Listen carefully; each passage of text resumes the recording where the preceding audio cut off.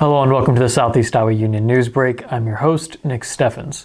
Getting into today's top stories, city officials have sent a counteroffer to Canadian Pacific on development agreements under a proposed merger with Kansas City Southern, an acquisition that would raise daily train traffic in Washington County more than any other part of the country. City officials said the talks were motivated by that increase. Currently at 4.3 trains per day, regulators estimate a jump in average daily train counts by 14.4 over 3 years from Muscatine to Ottumwa if the merger is approved. The railroad originally made two offers to the city. Under offer A, the company would pay the city $150,000 per crossing in exchange for the city's closure of 3 out of the 9 total crossings. Offer B would pay $125 per crossing in exchange for the city's closure of 2 crossings. Both offers would be matched by $100,000 from the state, as well as $55,000 from the company for a quiet zone study, according to Mayor Jaron Rosine. The mayor pushed for an agreement more favorable to the city, with components including payment from the railroad to the tune of $250,000 per crossing, regardless of how many are closed, as well as waive costs for expenses to close crossings and a $1.75 million for the construction of quiet zones. While federal regulators have not signaled plans to require sound mitigation investments by the company, Rosine said the higher ask was justified. Rosine said the city was on good terms with the train line and expected negotiations to stay civil. We have benefited, I will say, by having an open dialogue with the railroad. Other communities have approached it differently, and so far I believe it has behooved us to communicate with candor. Railroad officials voiced a similar sentiment. We want to build a relationship. The railroad's not going anywhere, and neither is this community, said CP Managing Director of U.S. Government Affairs, Ariel Giordano. So we hope that we can continue to have a productive conversation. However, the city still expects this company to respond with a counteroffer of its own. With a more aggressive counteroffer on the table, the city has not ruled out closing crossings as leverage in negotiations. Doing so would reduce the maintenance burden on the railroad and draw approval from the state as a safety measure. City council members voted unanimously to pursue a quiet zone study if an agreement is struck with the railroad to pay for it.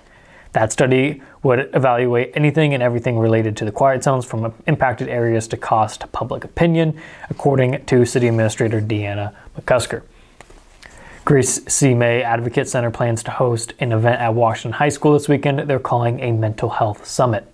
Organization co-founder and director Patty Gilba said the need for attention on mental health issues was higher than ever. The event open to grades 7 through 12 will feature an array of informational assemblies, along with breakout groups to put those lessons in practice. Those who attend are eligible for door prizes, with bigger awards available to those who register in advance. The summit starts at 9 a.m. Saturday and concludes by 3 p.m. Gilba said those who turn up are welcome to do so for only part of the event. Kiwi Avenue, a rural 1.69-mile Washington County road south of Kelowna and Wellman, will close for much of the week starting October 3rd, according to the county's news release. Kiwi Avenue will be closed to through traffic between County Highway G20, 190th Street, and 155th Street in order to patch the roadway in several places, the release said. The road is expected to be closed for 4 to 5 days to complete the work. Local residents may use the road to access their property along the road and are urged to use caution around construction equipment. That was our top stories. It is now time for obituaries. Donna Mae Johnson of Neota, Illinois, passed away on September 23rd at the age of 88. Schmitz Banks in Bettles Funeral Home in Nauvoo, Illinois, is in charge of the arrangements. Kenneth Hansen of Washington passed away on September 25th at the age of 79. A celebration of life will be held at 10 a.m. October 4th at the United Methodist Church. Jones Indian Funeral Home is in charge of the arrangements. Annalie Hootman of Birmingham passed away on September 23rd at the age of 88. A celebration of life will be held from 5 to 7 p.m. October 11th at the Pedrick Funeral Home in Keosauqua. We're going to take a brief break, and when we come back, we'll have the weather and sports. Since 1905, Kelowna Cooperative Technology Company has helped our community stay connected with the latest advancements in clear, dependable telecommunications services. KCTC provides rural Iowans with access to high-speed fiber internet, as well as phone, television, computer repair, and cybersecurity solutions. We're also proud supporters of local organizations and area schools within the community. KCTC, keeping Kelowna connected.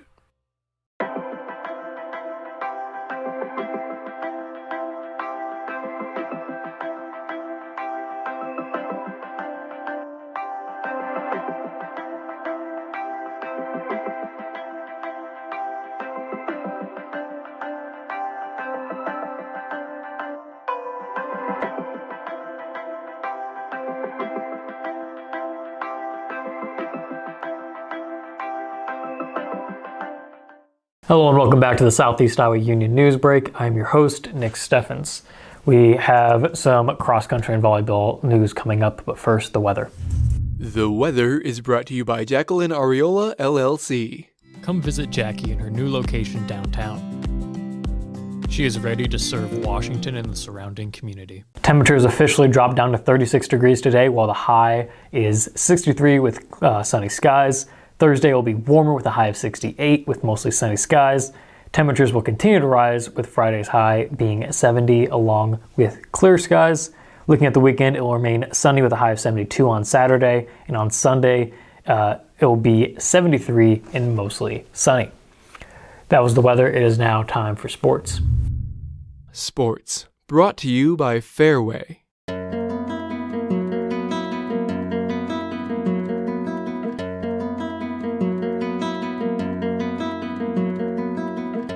The entire Southeast Conference was at Washington Cross Country Club on Tuesday night, and the Demons held home course and then some with a double victory. The Washington boys outdueled Fort Madison, scoring 38 to the Bloodhounds 45 to earn a team victory. The Demon girls ruled, scoring 25, way ahead of the second place Fort Madison's 77. It was once again Micah Reese out ahead in the boys' race, and the Demons junior won it in style, finishing in 16 minutes, 17.75 seconds, for almost a 1 minute difference on second place. Washington placed all 5 of its scorers in the top 15, plus 1 extra. Tyler Alderton finished 5th, Andrew Reese was 6th, Drew Horak came in 12th, Lane Schrock was 14th, and Andrew Shepard finished 15th. None of the Union area girls could catch Fort Madison freshman Avery Rump, who won the race in 19 minutes and 41.81 seconds. Washington's Iris Dahl, another freshman, was the closest on her tail with a time of 20 minutes, 15 seconds in all. 5 of the top 9 girls were freshmen. Quincy Griffiths took 3rd place, crossing in 20 minutes and 44.77 seconds. And Lauren Horak ran a 21 minutes and 13 seconds to give Washington 3 runners in the top 5. 9 of the top 16 runners were wearing Washington's colors. Olivia Anderson took 17th, Angeline Anderson was 8th, Kendall Hendrickson finished 11th, Isabella Lujan went 12th, Ada Kendall was 14th, and Grace Voss finished 16th. After one set at Fairfield High School on Tuesday night, the visiting Washington Demons threatened to upset the Trojans on their own senior night. 3 sets later, the Trojans were celebrating a Southeast Conference win. The Trojans dominated 3 straight games to knock off Washington in 4 sets, 21-25 in the first set, 25-11 in the second, 25-15 in the third, and 25-13 in the final, earning a big victory on their senior night. Washington looked hungry in the first set after Fairfield took an early 3-1 lead. Washington clawed back to tie it at 7-7. It was last tied at 12-12 when Canelis Espinoza sent down a kill that gave the Demons a 1-point lead. Washington would lead it throughout the opening set. Ella Greiner had a fantastic set, tallying 3 kills and 2 aces, and the Demons led by as much as 6 points before finishing it off 25-21. The Demons held an early lead in the second set, but a pair of blocks by Rowan Terrell helped Fairfield grab the lead, and when they had it, they didn't let it up. Washington has now lost its last 4 conference games after sweeping Burlington on the road to start the season. The Demons have taken at least 1 set in all 4 of these contests, falling in 5 sets to Keokuk and Mount Pleasant and 4 sets to Fort Madison and Fairfield. Washington's record going into the postseason sits at 4-18 overall and 1-4 in conference play. The Demons have dropped 11 straight. That is the news for Washington and the surrounding area. I've been your host, Nick Steffens. This is the Southeast Iowa Union News Break, and I will see you next time.